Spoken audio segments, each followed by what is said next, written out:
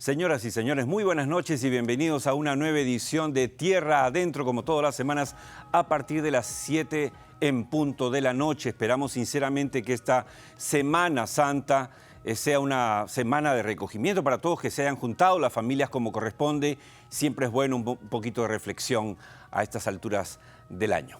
Bien, les recuerdo, como siempre, al inicio de cada edición del programa, que ustedes pueden ver Tierra Adentro, por supuesto, sintonizando ATV, pero también desde cualquier parte del mundo, a través de su celular, su tablet, su computadora, en el auto, por cierto, si tienen recepción de señal, y simplemente ingresando a atv.pe y marcando luego haciendo clic en ATV Más en vivo. Hecho esto, podrán ver el programa, sea a las 7 de la noche que salimos en vivo y en directo, o a las 9 de la noche en su repetición, como todos los domingos. Dicho esto, hoy tenemos un programa muy especial para ustedes. Tenemos entrevistados de primer nivel con temas de toda actualidad. Vamos a presentar de inmediato la entrevista central de hoy, que llega gracias a Agrofest.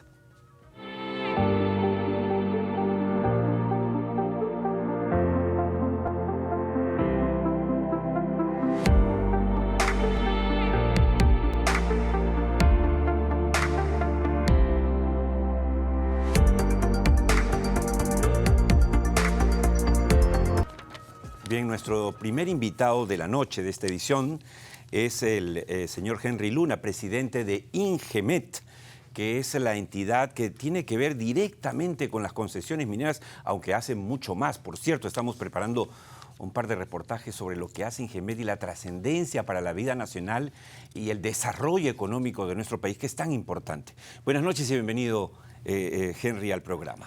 Muy agradecido por la invitación. Y acá estamos para poder resolver las consultas correspondientes. En este programa, en particular con José González desde Nueva York, hemos ido diciendo desde el inicio de Tierra Adentro el año pasado que el mundo está mirando al cobre y con la transición energética que se ha acelerado, pero en particular al Perú. Y más allá de los avatares de la política, de Castillo, de Boluarte o quien sea, esa era una realidad y eso está pasando. Por eso queríamos invitarlo, Henry, hoy para hablar con una de las personas que posiblemente más sabe de minería en el Perú, que es Henry Luna. Y queríamos hablar un poco de cuál es el mapa del cobre en el Perú. Tenemos una primera lámina, señor director, que nos habla de los proyectos en construcción. Allí destacan, si lo pueden poner aquí a toda pantalla, ahí destacan, por ejemplo, proyectos como La Granja, El Galeno, Michiquillay. ¿Qué nos puede decir, Henry, sobre estos proyectos en construcción? Bueno, el Perú tiene una importante cartera de proyectos en construcción. El mayor porcentaje, digamos, de estos proyectos es cobre. Y creo que el interés va porque tenemos ya muchas minas a gran escala en producción, ¿no?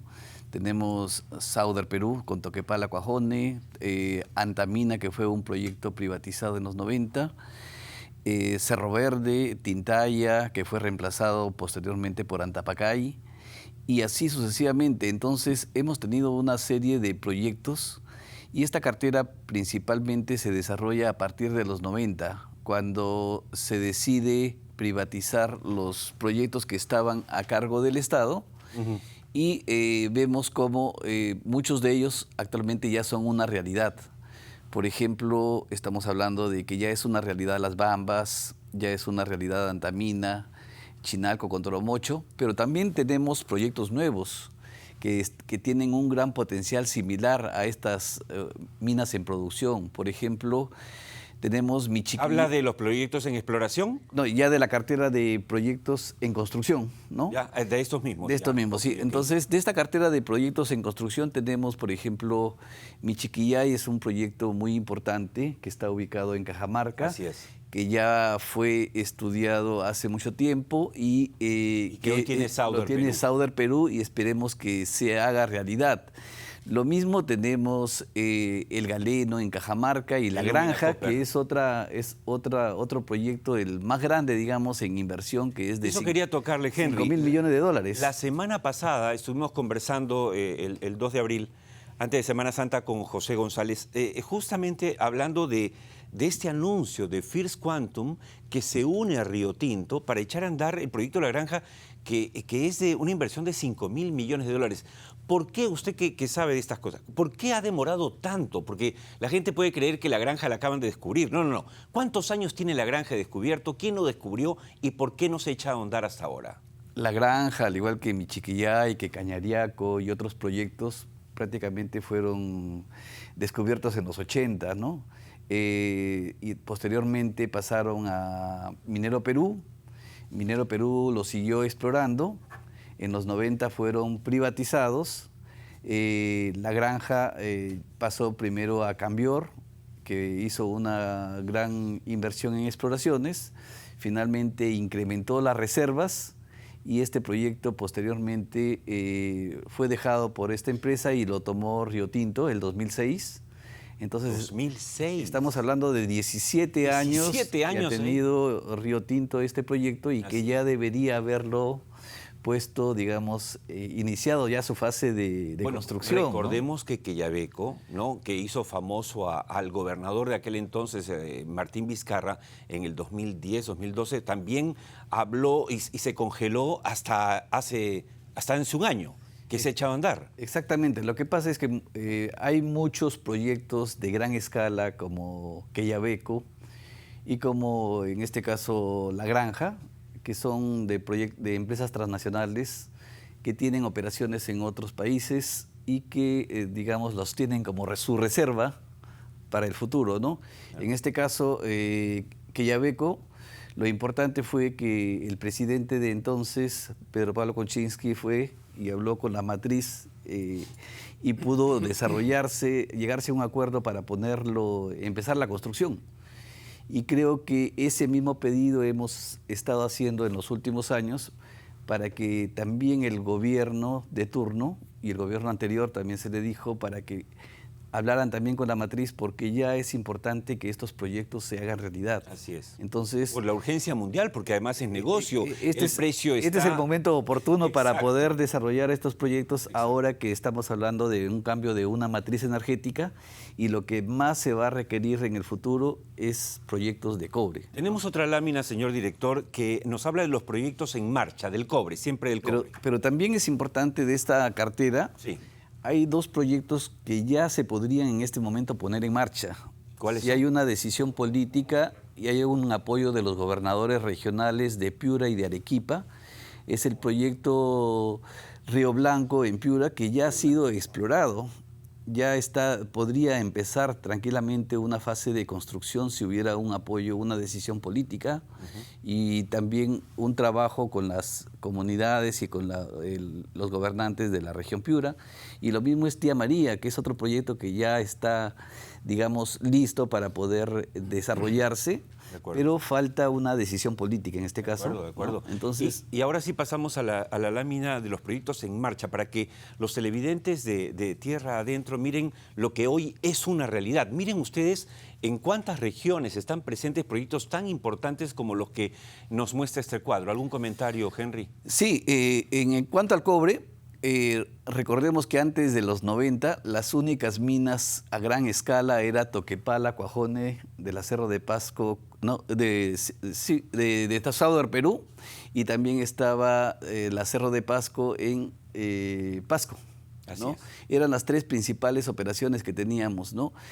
Posteriormente empezó Tintaya, empezó Cerro Verde y el resto eran minas digamos, subterráneas que estaban operando a nivel de mediana minería. Vemos que acá todas las operaciones, tanto de la mediana minería como de la gran minería. ¿Y cuál es la diferencia, no? Si ustedes ven en la parte, por ejemplo, de producción, ¿no? Las minas subterráneas están produciendo 15, 17, 19, 24, 35, y una de las más grandes, que es Modernas, Cerro Lindo, tenemos 30.5. ¿De qué? ¿30.5 qué? Para que la gente entienda. 1.000 toneladas de cobre, okay, ¿no? Sin embargo, vemos cómo Mina Justa, una mina que recién empezó el año pasado, ya está en este momento dentro del ranking de las 10 productoras acá en el país, ¿no? Tiene el 5% de la producción. Ha trepado tremendamente por la modernidad. Por la modernidad, por hacer una mina a cielo abierto. Ajá.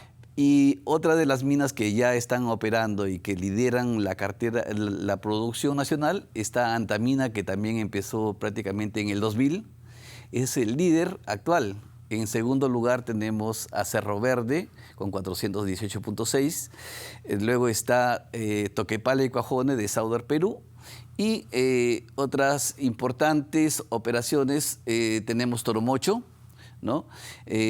Toromocho, y en la zona del sur, en Cusco, tenemos Antapacay y Constancia, ¿no? Entonces son las principales operaciones mineras, pero vemos cómo la importancia de poner un nuevo proyecto de gran envergadura como este proyecto de Minas Justa, y también otro que va a impactar este año y en los próximos años, Quellaveco, ¿no?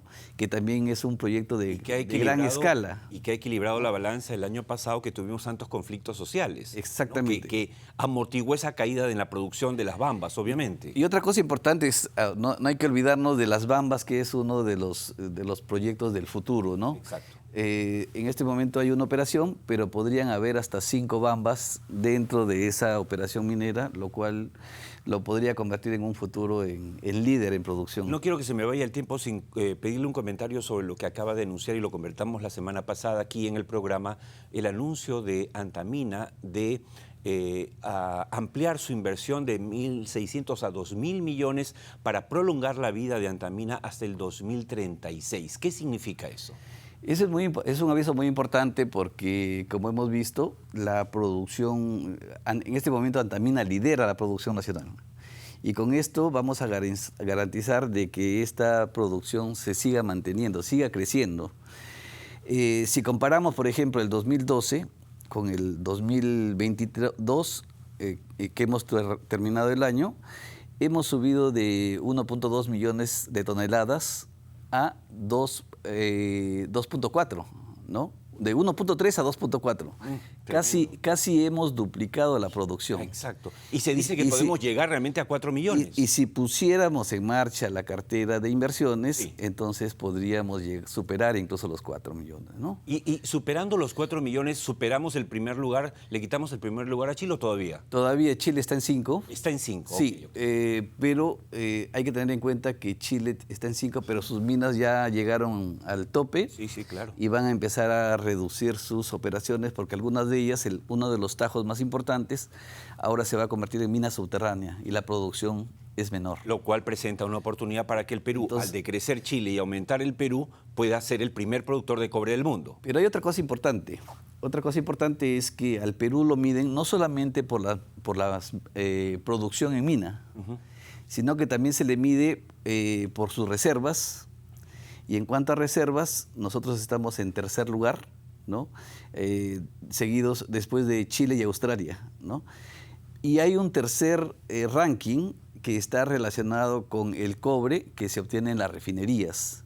Y creo que es importante este tema, que no se toca mucho en los programas de televisión, en las revistas especializadas. Las refinerías y fundiciones. Claro, porque en este ranking el Perú no figura entre los 10 primeros. Debería estar entre los 10 primeros, al igual que Chile. Exacto. En este caso, vamos a observar que en el caso de refinerías, quienes están liderando está China, en segundo lugar está Chile, luego están otras potencias mundiales, incluso que no tienen minas en operación. O sea, el Perú no está en el top 10 por ejemplo, de refinería y fundición. Por ejemplo, usted revisa en ese ranking, va a encontrar a Alemania, no produce cobre. Claro. Encuentra a Japón y encuentra a Corea, 3 países que no están en este momento produciendo. ¿Y por qué?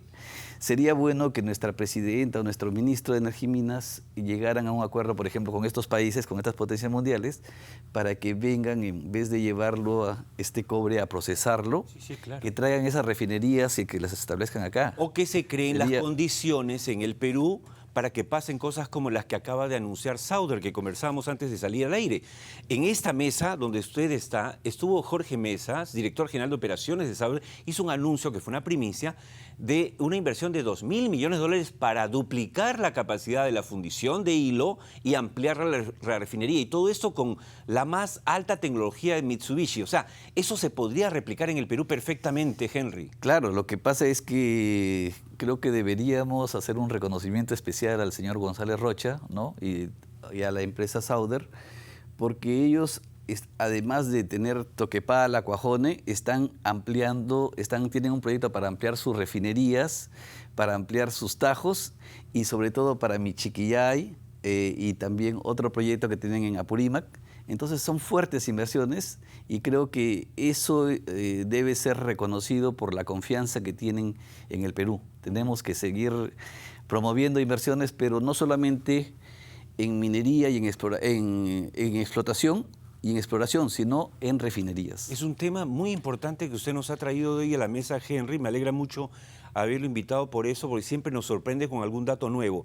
El tema, o sea, que no solamente para resumir, no solamente tenemos la gran oportunidad en el Perú de convertirnos en el primer productor de cobre del mundo, porque el mundo lo necesita, porque el Perú lo tiene, sino que podríamos entrar al top 10 en lo que se conoce como las refinerías y las fundiciones. Y eso hay una oportunidad ahí muy grande. Y eso también tendría como cola que se pueda traer mayores industrias al país, ¿no? Sí, de acuerdo. Lo cual generaría mayor oportunidades de trabajo en el Perú. De acuerdo. Y todo esto que nos acaba de decir el presidente de Ingemet en el programa, amigos, no es digamos, fruto de su febril imaginación, sino son hechos de la realidad. O sea, estos datos son datos duros que tiene el Perú y que nosotros en este programa modestamente, pero tercamente vamos a seguir repitiendo como lo estamos haciendo desde hace un año, cuando nadie veía la importancia estratégica del cobre para el desarrollo del Perú. Así que muchas gracias por haber estado con nosotros, Henry. Muy agradecido. Muchas gracias. Muchas gracias. Quédese por favor conmigo, nos vamos a la pausa, la primera del programa de hoy. Nos vamos con palabra de consultor, luego la pausa y regresamos con mucho más. La gestión social tiene que llegar a resultados, a conclusiones, a acuerdos, producto de todo este proceso de diálogo. Estos acuerdos tienen que tener cumplimientos, tienen que tener fechas, tienen que tener cronogramas. Es necesario porque esa es la manera como las poblaciones comienzan también a tener confianza. Y es por eso importante de que se tenga un sistema. Desde Viceversa consideramos que es muy importante esta etapa para cerrar todo este conjunto del círculo de trabajo entre una empresa y la sociedad de sus entornos.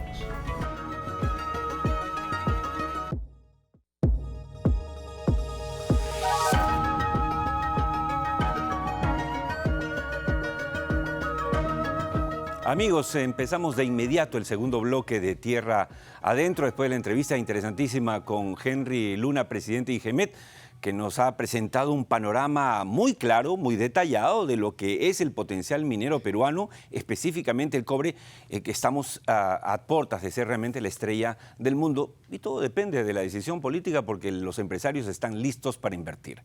Bien, como siempre, como todos los domingos, quiero recomendarles el podcast de Cara y Sello, que va todos los lunes por la tarde con José González y Juan Carlos Ruiz. Hacemos un análisis de el quehacer político y económico nacional y mundial en solo 15 minutos. Así que si están interesados pueden obviamente suscribirse y escucharlo y verlo en YouTube y en Spotify, salvo Mejor Opinión. Y con esto vamos a presentarles de inmediato la segunda entrevista, que llega gracias a Viceversa Consulting. Las empresas de hoy necesitan mantener buenas relaciones con las comunidades y reducir los posibles impactos ambientales de sus operaciones. Por eso y para eso, desde hace 22 años, Viceversa Consulting gerencia soluciones. Bien, ya tenemos con nosotros a nuestro segundo invitado. Ya ha estado antes en el programa y lo vamos a seguir invitando porque el tema del hidrógeno y el hidrógeno verde en particular es sumamente importante. Es más, desde la última vez que lo tuvimos aquí en estudio han pasado muchas cosas. Se vino el PDAC de Toronto, donde hemos estado presentes, ¿recuerdan? Y se habló un montón del hidrógeno verde, así que de hecho hoy más va a hablarnos nuestro siguiente invitado, Daniel Camac, presidente de la Asociación de Hidrógeno del Perú. Buenas noches y bienvenido al programa. Muchas gracias, Óscar, encantado de estar aquí.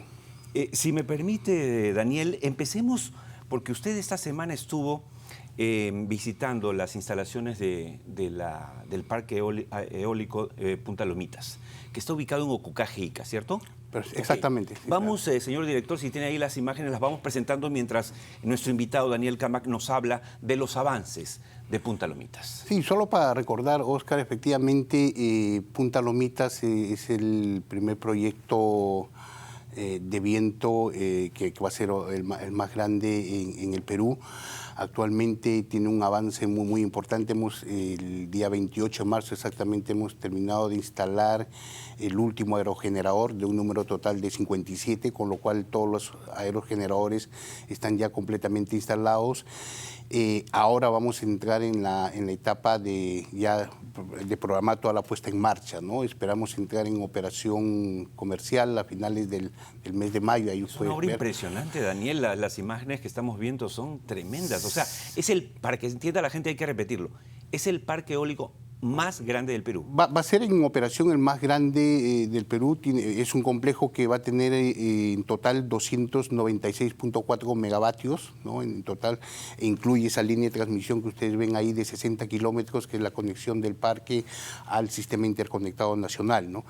Y va a tener aproximadamente un factor de planta, y esto es muy importante, de 54,7%, que es un porcentaje, digamos, de élite mundial, ¿no? No muchos parques en el mundo llegan a este nivel de producción, y es en razón del nivel de viento que tenemos en la zona de Ocucaje, ¿no? Entonces, pues es importante además recordar que Punta Lomitas es un proyecto netamente, digamos, derivado de un acuerdo privado entre ENGIE y Anglo American por el proyecto Quellaveco, y no genera ningún costo al consumidor final, ¿no? Es el único que no tiene ningún tipo de subsidio, ¿no? Entonces esto es muy importante porque demuestra justamente el avance que van teniendo las energías renovables y cada vez siendo mucho más competitivas, ¿no? Ahora, Punta Lomitas está, decíamos, en Ocucaje, Ica, y la energía que va a generar va a llegar hasta las instalaciones en Moquegua de Quellaveco.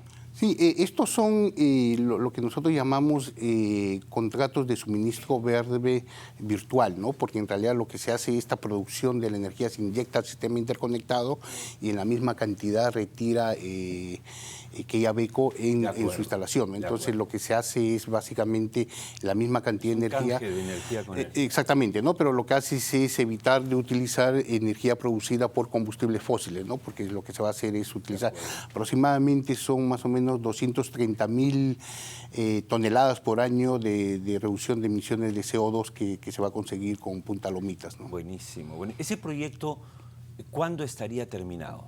Estamos, como te digo, más del 96% de avance. Estamos entrando en la última etapa ya de lo que es la puesta en marcha. Debemos estar entrando en operación comercial a finales del mes de mayo, ¿no? O sea, en un poco más de un mes y medio, digamos. Esperamos aquí en el programa tener la oportunidad de visitar con nuestras cámaras esta obra impresionante que, lo decíamos la vez anterior, Daniel, yo creo que va a marcar un antes y un después en lo que es generación eléctrica no convencional.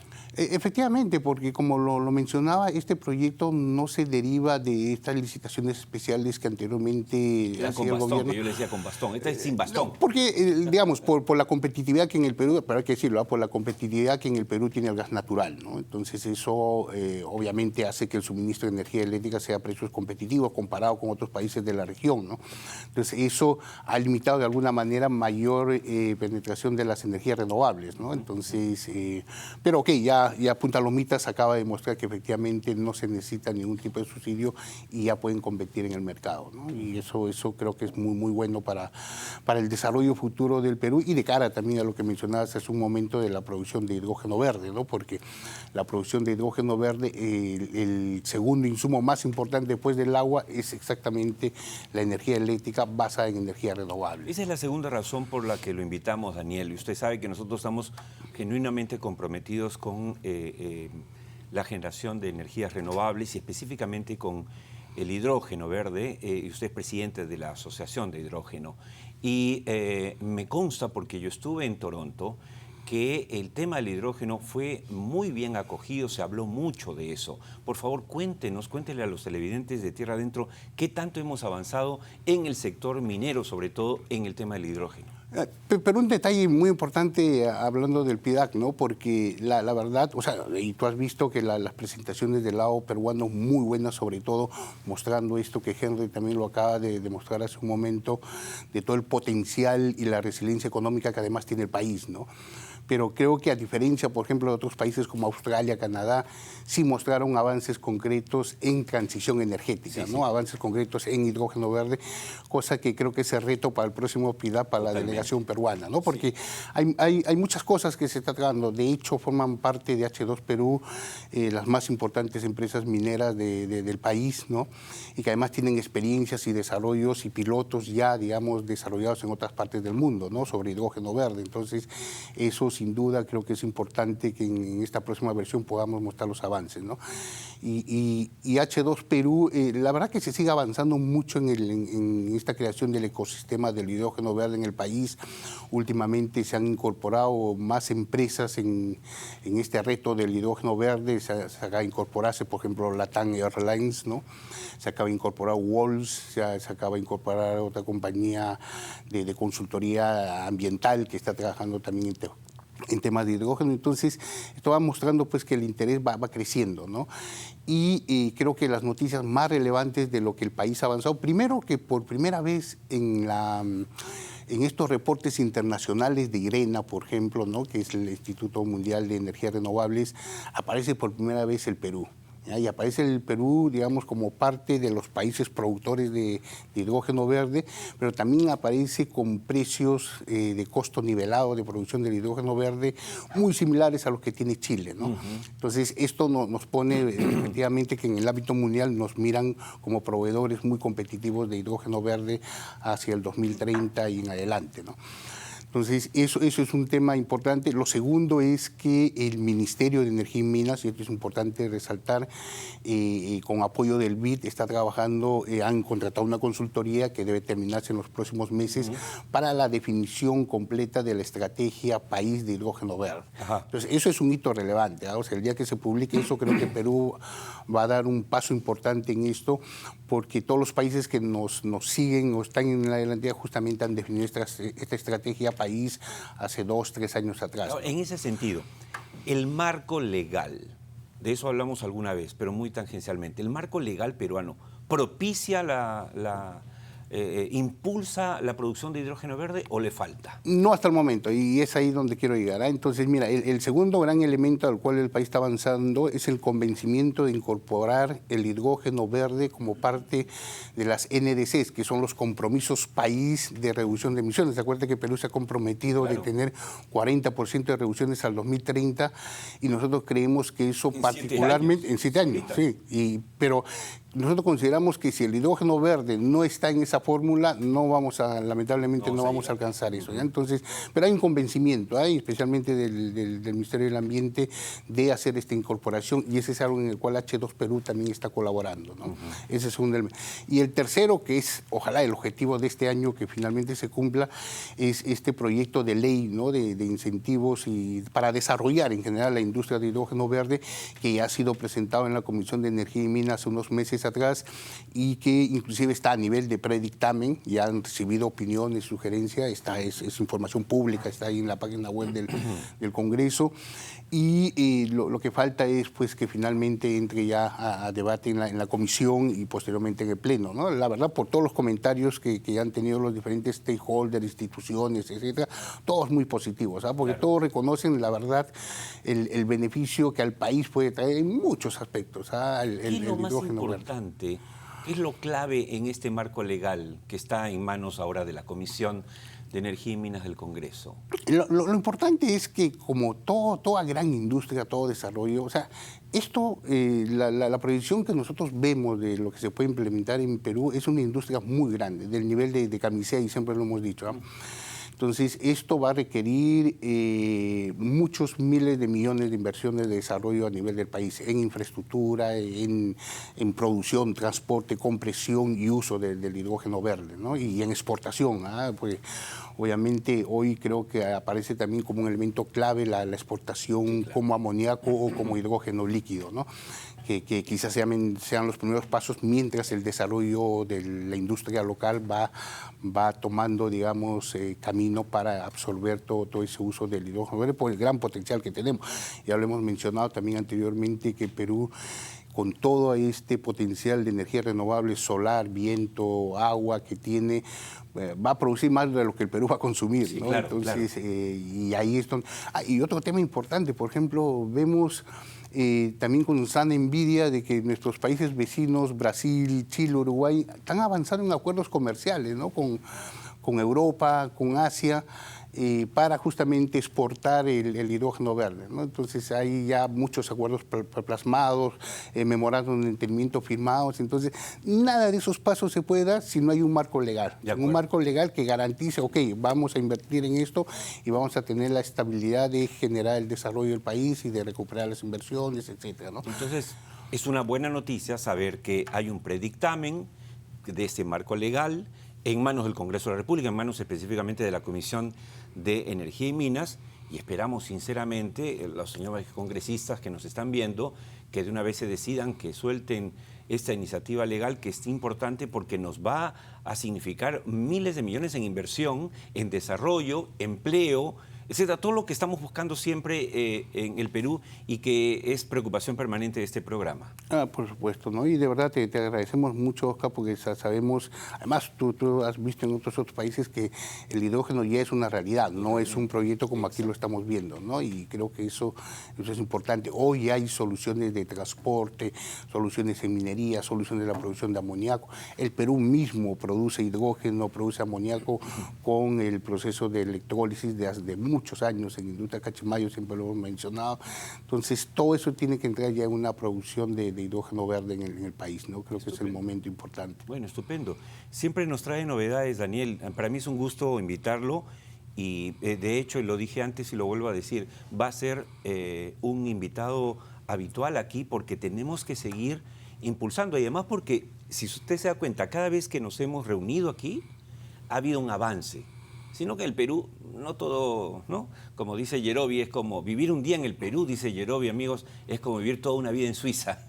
Bueno, es complicado, pero es lindo el país. Y lo que destacamos acá en la primera parte del programa con Henry Luna y ahora con Daniel Camba, es que el Perú es una oportunidad, es un potencial tremendo, básicamente tiene que ver con la decisión política y también lo de los empresarios, pero con gente como Daniel Cama, yo creo que vamos a... Perdóname un segundo, Sí. Oscar, porque acabas de mencionar justo ese enlace importante entre la minería y el hidrógeno verde y las energías renovables, que es justamente el foco de las presentaciones de Australia en el PIDAC, ¿no? O sea, para producir hidrógeno verde, energías renovables, para energías renovables, minería.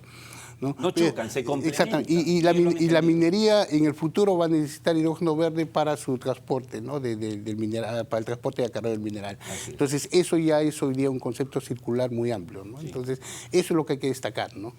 Y lo importante que usted dijo hace un rato, ya para terminar, y es que somos competitivos. Exactamente. Porque antes se acuerda que eso era el origen de efectivamente estas ayudas estatales a las renovables, porque digamos como que no éramos competitivos, pero ahora sí somos competitivos y también en el hidrógeno verde, del cual vamos a seguir hablando tercamente en este programa. Muchas gracias, Daniel. Gracias a ti. Quédese conmigo, nos vamos a la pausa con un dato de Volver al Futuro. ¿Saben ustedes que la piscicultura y la jardinería podrían combinarse para ahorrar agua? Y eso más pronto de lo que uno cree. Miren ustedes el dato, nos vamos a la última pausa y regresamos con José González para analizar las últimas noticias del sector minero y bursátil mundial. Volvemos.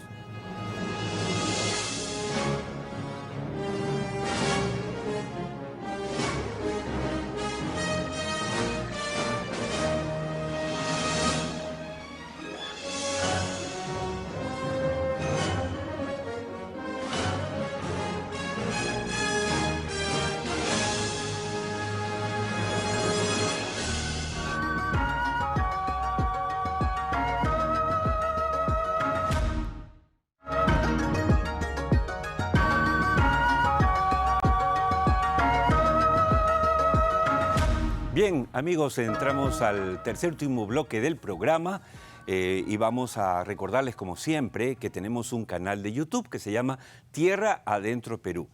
Esta y todas las ediciones del programa pueden ser vistas por ustedes, total o parcialmente, porque además cortamos en bloques el programa para mayor facilidad para los que quieran además compartirlo.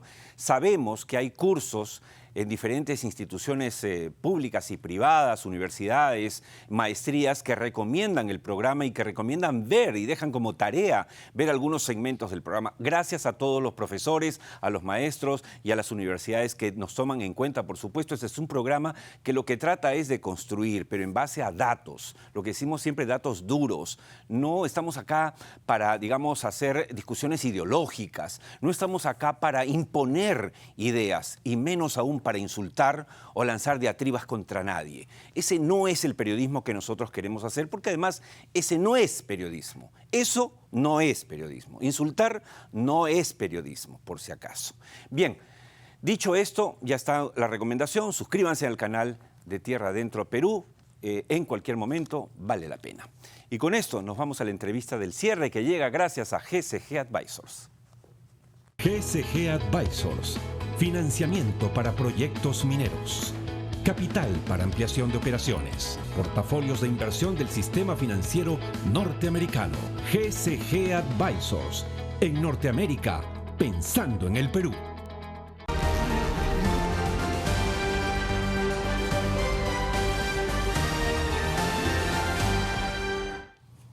Bien, aprovechando que está todavía en Lima, porque ya de aquí se va directo al aeropuerto, ha estado algunas semanas por temas de trabajo. José González, el gerente asociado de GSG Advisors y nuestro permanente informador desde los Estados Unidos, está aquí con nosotros. Buenas noches y bienvenido, José. Encantado, Oscar, un placer siempre. José, la semana pasada hablamos de First Quantum, hablamos del anuncio de Antamina, todo lo que han confirmado ahora nuestros invitados.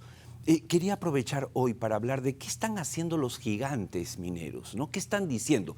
Hace algunas semanas, recuerdo, hablamos de lo que dijo el presidente de BHP, ¿no? Que iba a hacer y que debía hacer. Por eso queríamos tocar ese tema contigo ahora. Bloomberg dijo hace unas semanas, Oscar, que el año pasado ha sido un año extraordinario para las industrias extractivas por los resultados de las cotizaciones de los minerales y del petróleo y gas. Y dice que los mega miners, las grandes corporaciones, las grandes transnacionales están buscando transacciones de masa crítica y que sean transformativas para la industria por la situación de la transición energética. Y déjame ponerme los lentes, porque ya no leo sin ellos, para revisar mis notas y no equivocarme. Claro. ¿Qué ha sucedido en lo que va del año? BHP adquirió OZ Minerals por $6.400 millones y está buscando transacciones aún más grandes en cobre y níquel. Wow. Rio Tinto está activamente procurando inversiones en litio. Glencore está enfocado en oportunidades estratégicas que agreguen valor a sus operaciones existentes. Ma'aden, la que es la compañía estatal minera saudí, se ha unido al Fondo de Riquezas Soberanas de Arabia Saudita y ha anunciado el lanzamiento de un megafondo con un capital inicial de $3.200 millones enfocado en hierro, cobre, níquel y litio, cuyo primer objetivo es comprar el 20% de la nueva división de Vale, que se va a enfocar en cobre y níquel en Brasil. El fondo plantea invertir $3.000 millones en bloques de acciones minoritarias en compañías mineras que no quiere que se lo paguen en dinero, sino en off-takes, en mineral producido por las mismas unidades. Las minerías mayores están considerando incrementar su producción en cobre vía expansiones y exploración en nueva producción. De ahí que no sorprenda que First Quantum haya ya oficializado su alianza con Rio Tinto. No, y además mencionaste a BHP, mencionaste a Glencore dentro de los gigantes mineros, y estos son dos de los accionistas de Antamina que la semana pasada, y lo conversamos contigo también aquí en el programa anterior, han comprometido aumentar la inversión a $2.000 millones para prolongar la vida de Antamina al 2036. O sea, vamos, no queremos caer en el autobombo, pero José, en este programa contigo, hace más de un año, estamos diciendo lo que hoy está pasando, o sea, tal cual. Y no es porque uno sea divino, sino porque hay investigación de por medio. O sea, se está confirmando todo lo que se había ido diciendo en este programa en el año anterior. Lo habíamos mencionado el año pasado cuando hablamos de aquel reporte de S&P que salió en junio del año pasado que hablaba sobre el futuro del cobre, si bien lo recuerdas. Sí, sí, claro. Y S&P decía en ese momento que iba a haber un déficit estructural del cobre del 8% y que el cobre no solo podía llegar a esos $4 la libra en los que llegó y corrige, pero está al nivel, sino que podía llegar a 6, incluso a 8. Y hay proyecciones privadas que van mucho más allá. De ahí que el interés en el cobre sea cada vez mayor, porque ese cobre que está bajo tierra vale mucho más. Y es una cuestión de costo-beneficio, riesgo-retorno. Y lo dice también, para que tengan una idea los televidentes de cuál es la dimensión de la inversión en minería. Por favor. Según Wood Mackenzie, la consultora más importante hoy día en el rubro de minero. Según Wood Mackenzie, la inversión este año en actividades extractivas total es 1.3 billones, que en inglés es 1.3 trillones de dólares, ¿sí? Millones de dólares, y que solo en el sector minero serían 149.000 millones, que es un incremento del 3% en el 23 comparado al 22. Según el presidente de la consultora, la inversión en generación de energía de bajo carbono necesita que se duplique en el corto plazo la inversión, manteniéndose a ese doble hacia adelante. Y si bien este incremento del 2023 del 5% parece marginal, si lo comparamos al 2021 es del 26%. Y va a seguir, es decir, se ha duplicado 25%, va a subir 5% y va a seguir subiendo más o menos hacia adelante. Y para que entendamos también, hablando del Congo, que nos encanta hablar del Congo, lo que acaba de decir Henry Luna, el INGEMET acaba de publicar su número de producción del año pasado en el Perú, 2.44 millones de toneladas métricas. No son las 2.2 del Congo. Seguimos siendo el segundo productor. Si los congoleses pueden citar al US Geological Survey, nosotros podemos generar a nuestro Geological Survey, que es el INGEMET, y seguimos arriba. De acuerdo, de acuerdo. Ahora, efectivamente, lo que estábamos hablando contigo, y tiene que ver también con el hecho de la fundición, me llamó mucho la atención lo que dijo hoy Henry Luna, tú lo has estado escuchando aquí detrás de cámaras, porque tiene que ver un poco con lo que también hemos hablado. Es decir, no solamente el mundo está mirando a Perú como el gran productor con las grandes reservas que tiene de cobre, sino también como el país que se ha quedado rezagado, pero que podría perfectamente, esa es la idea, es una oportunidad, podría entrar al top 10 de las fundiciones y refinerías del mundo. De alguna manera, el anuncio hecho en exclusiva en este programa por el director general de operaciones de Southern, Jorge Mesa, nos está marcando el camino, ¿o no? Y lo que señalamos de la visita del canciller Scholz a Argentina y Chile, donde dijo que Alemania tiene interés en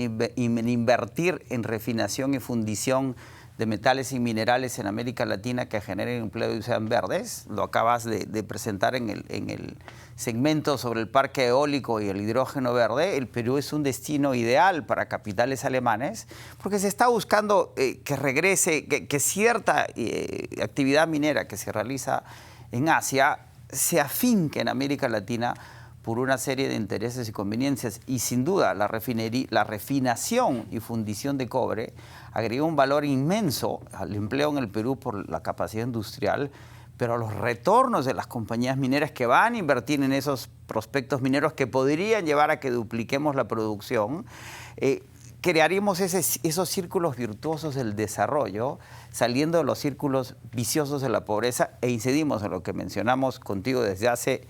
Somos evangélicos del cobre, ¿sí? Que el cobre es el abono para el desarrollo peruano. Además, porque toda esta discusión, de lo que habla Wood Mackenzie, lo que habla Bloomberg, de lo que hablan todas las mineras, es que el cobre es el metal de la transición energética y la electrificación. Lo que dice Wood Mackenzie, además, que en estos cálculos de inversión no está calculado la electrificación per se. Y no hay cálculos en toda la industria, lo que significa el cableado, que significa crear energías alternativas. Y eso sigue demandando cobre. Es decir, la demanda del cobre parece a esta altura más o menos infinita, y lo has mencionado tú en el programa. En el Perú solo se explotan el 0.25% del territorio nacional en términos mineros de todos los minerales. Así es. Y solo se explora el 1%. Los prospectos son inmensos. Y si entendiéramos eso, y si entendiéramos, como siempre hemos mencionado, que la minería en el Perú tiene que ser del nivel canadiense y no del congolés, ¿sí? El Perú deberíamos concebirnos como un país minero. De terminar. Uno, cuando hablamos del cobre, efectivamente hay gente que está muy preocupada en las fluctuaciones, pero algo que creo debe quedar claro, pero corrígeme si yo estoy leyendo mal, es que no debe importarnos tanto la fluctuación del cobre, sino la demanda asegurada en el mundo. Correcto. Y todos los expertos del mundo, los que tú testeas permanentemente en Nueva York, todos dicen que no hay forma, a menos que caiga un meteorito y nos moramos todos, que esa demanda siga creciendo. ¿Por qué? Porque incluso, recordaba una cifra que nos diste, que hay un faltante haciendo producir a todas las minas de cobre del mundo de 1 millón o algo así, o de 5 millones de toneladas de cobre que nunca podrían ser llenadas, ¿no es cierto? Satisfechas con esa producción. ¿Es así? Correcto. Además hay que recordar por qué el cobre es tan importante. Porque el cobre en la transición energética es como la harina en las tortas. Sin harina no hay torta. Todos los otros metales, particularmente lo que se llaman los 4 fantásticos, cobre, cobalto, litio y zinc, son partes de las baterías o generadores, etcétera, pero el cobre está presente en absolutamente todas las actividades vinculadas a la transición energética. De ahí que el cobre sea fundamental y de que no haya suficiente cobre minable, la palabra clave sigue siendo minable. Hay más reservas de cobre en Australia, pero están en lugares inhóspitos. Nuestro cobre, si ves el corredor del cobre, está a lo largo de una infraestructura que permite ser minado, explotado, refinado, si llegamos a ese siguiente paso, a valores comerciales viables. Ahora, tú estás en Nueva York hace 30 años, pero no estás teorizando sobre la minería peruana. No voy a pedirte que nos digas con quién estás reunido en estos días, pero en tu estadía en el Perú en estas semanas, y ya hoy te tomas avión de regreso a Nueva York, has visitado Hilo, has visitado Moquegua, has visitado Arequipa, y en el caso específico en Hilo, has podido ver con tus ojos, no con fotos, no con videos, la infraestructura que existe para la exportación. Correcto. Es decir, ¿con qué sensación te vas después de haber hablado con tantos empresarios en Lima y en provincias sobre el tema del futuro minero peruano? Me preguntaban en una presentación si el Perú es viable. Yo le decía, ¿cómo no va a ser viable con 30 millones de personas exportando, olvidémonos de la minería, 500 millones de dólares al año en uvas frescas? 500 millones, eso es la mitad de 1.000 millones, uvas frescas, ¿sí? Primer exportador de uvas frescas en el mundo. Imagínate los volúmenes que estamos hablando en términos minerales, además el futuro hacia adelante.